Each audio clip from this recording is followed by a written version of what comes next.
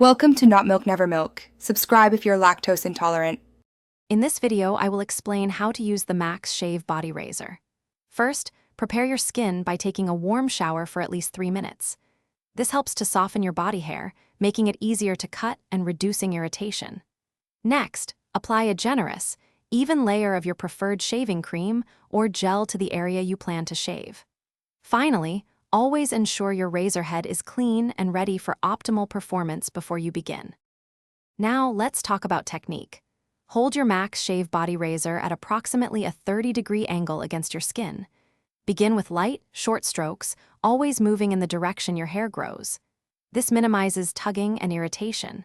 For an even closer shave, reapply your shaving cream and then, with extra caution, shave gently against the grain. Remember, gentle pressure is key to avoiding nicks and cuts.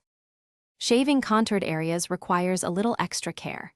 For places like your knees, ankles, or armpits, gently stretch your skin taut to create a flatter surface. This helps the razor glide more smoothly and reduces the risk of nicks.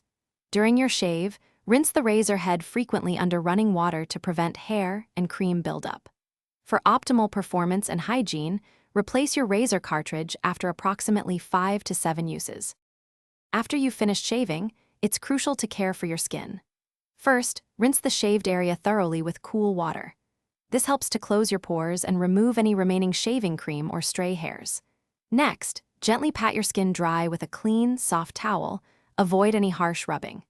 Finally, apply a soothing, alcohol-free moisturizer or aftershave balm to hydrate your skin and prevent dryness or irritation, leaving it feeling smooth. Thanks for watching. If this was helpful, leave a like and consider subscribing. See you next time.